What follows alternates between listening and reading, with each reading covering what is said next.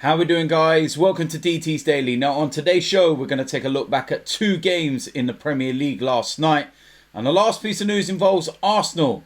Reports are suggesting that they could well be making a summer move for Jesse Lingard. I represent my fucking self. How we doing, guys? Welcome to DT's Daily. That's right.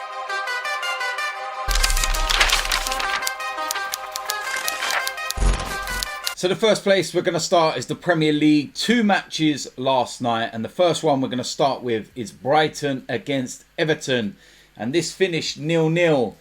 And the best way of describing this game is that it wasn't a boring 0-0, and Brighton will be walking away from this thinking they should have had 3 points. They had the better chances, they were the better team, but they lacked that cutting edge in front of goal. And I suppose that's the story of Brighton's season. The amount of chances that they create as a side has been really, really good. But they lack that cutting edge in front of goal. And ultimately, in the Premier League, when you lack that killer instinct, you find yourself in the kind of position that they find themselves in, which is right down the bottom end of the table. I do think that they will be safe now in the Premier League. Given the recent form of Fulham, and yes, there has been a resurgence, shall we say, of West Brom, and I'll get onto that in a moment, but I think that's all too little too late, and I feel that Brighton are one of those sides that should be safe, and yeah, they'll get themselves over the line, and then we'll wait and see what happens with them next season. But for Everton, I suppose they've got to look at that and say that's a big opportunity missed for them, because they are well in the hunt for a Champions League place. They had 2 games in hand. This, of course, was one of them. And yeah, it's kind of 2 points drop for them.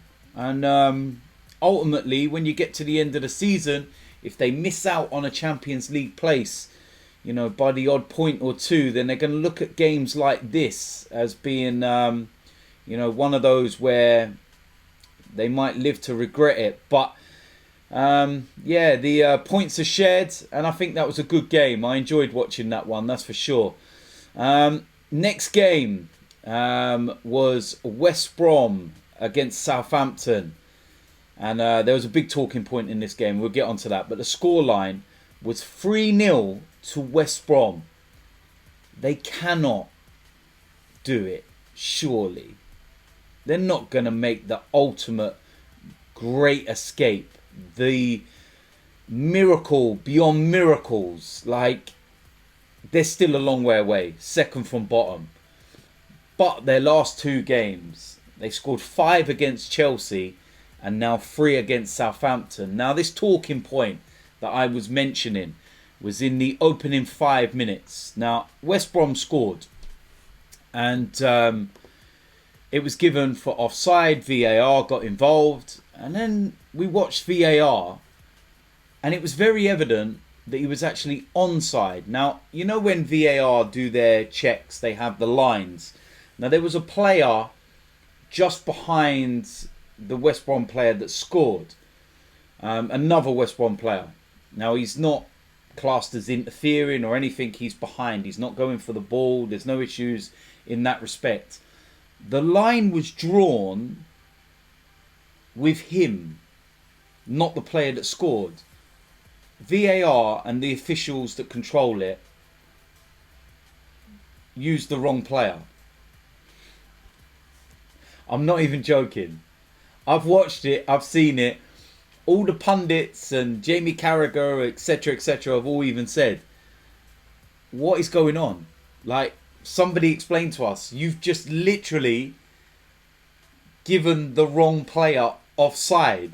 You have the technology in front of you to not make these mistakes.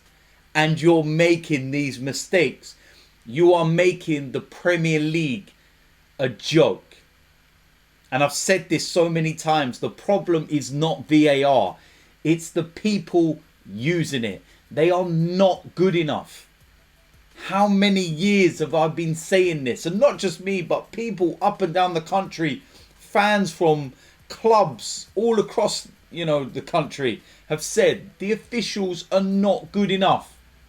And until you sort that out, then it doesn't matter what technology you bring in, because they're still going to make mistakes. How on earth can you be looking at a monitor to help eradicate mistakes and yet make the most blatant mistake going by drawing the lineup against the wrong player? What? Somebody explain. This is why we also need to have them mic'd up, and why you need to hear what's going on at Stockley Park and everything else, because I would love to hear what they're on about and what they're looking at and what they're saying. I honestly don't get it. Now, the referee, he's, in a no-win situation here, because he's relying on them to give him the information, and he's just waiting for them to relay it back whether it's offside or not. It ain't until later on he's going to look at it and think, what on earth is that? You've made me look like a right idiot now. Absolutely embarrassing. But listen, it didn't deter West Brom, because they were absolutely superb and they fully deserved the 3-0 win. Pereira gets himself another goal. Matt Phillips gets himself on the score sheet, and Callum Robinson with another goal. That's 3 goals in his last 2 games after his 2 goals at Chelsea. And like I said, surely West Brom, they can't do it. They can't go and create like the biggest, greatest escape ever. That would be the ultimate Sam Allardyce masterclass.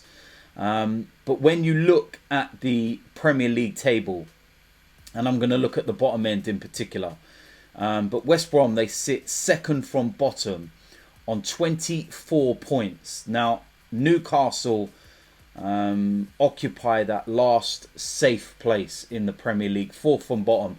They're on 32. Now, West Brom do have a game in hand on Fulham, and they're only 2 points behind them now. So they could go above Fulham. And like I said, Fulham have been in a bit of a freefall after that brilliant result at Liverpool. But West Brom, these last 2 results will have lifted them massively. But like I said, they're still 8 points behind Newcastle. But with 7 games remaining, you just never know with the league. It's crazy what's going on. But they've given themselves a bit of an opportunity there, because I thought they would have been, gone and done by now. But fair play to them. They're hanging on in there, and they're giving themselves a fighting chance. Brighton, Burnley, Southampton, I think those sides, I'm not too sure. I'd say Brighton and Burnley can be dragged in there, not Southampton for me. But yeah, probably Newcastle, Brighton and Burnley are the 3 that could get dragged in there, but I'm not too sure. But we'll wait and see. Like I said, 7 games to go, and anything can happen. Last piece of news. Now, this is a bit of an interesting story, and I didn't think I'd ever be sitting here talking about this. But of course, Arsenal still hope to sign Martin Ødegaard again this summer, either on loan or permanently, having impressed since he's joined in January. However, a deal to get him back to the Emirates won't be easy, and Edu is having to look at potential alternative targets. Now, the London Evening Standard has reported that one of those targets is Jesse Lingard, and he has emerged as a real target for Arsenal should Ødegaard not return. Now, of course, Jesse Lingard has been unreal since he joined West Ham from Manchester United. Credit where credit's due. Honest to God, what he's doing at West Ham is absolutely staggering. He is on absolute fire. And it looked like his career was just fizzing out. And he was having so many problems at Manchester United. And this kind of shows that maybe a player just needs that move. They need something to reignite their career and give him a kickstart. He spent all his life at Manchester United from the academy. And maybe this is just what he needed. And since he's gone to West Ham, he's been sensational. But West Ham do get one of those Champions League places, And I don't see why he wouldn't stay at West Ham if he's going to leave Manchester United. We are in the process of a rebuild, a huge rebuild.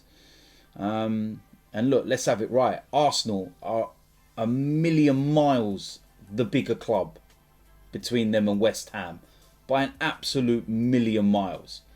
But in terms of what they're doing this season, West Ham have done better. It's as simple as that. The table doesn't lie. They're where they are for a reason. And you have to hold your hands up. But in terms of the stature and the club in general, there's no comparison in any way, shape or form. But, yeah, Champions League football for West Ham could well be very tempting for Jesse Lingard to stay there. And I don't know how Arsenal fans would feel about Jesse Lingard at Arsenal. Does he need to be at a club like West Ham? And that's not being disrespectful, but I don't know. It's an interesting one. Would Manchester United sell to Arsenal? Would they be more obliged to sell to West Ham? I'm not sure, man. It's an interesting one. But the papers seem pretty adamant that it's genuine. But of course, we'll find out in due course at the end of the season. So there we go. That is it for today's DT's Daily. As usual, let me know in the comment section what you think about today's topics. If you're new around here, hit the subscribe button, smash a like on this video, and I will see you lot soon. I'm out of here.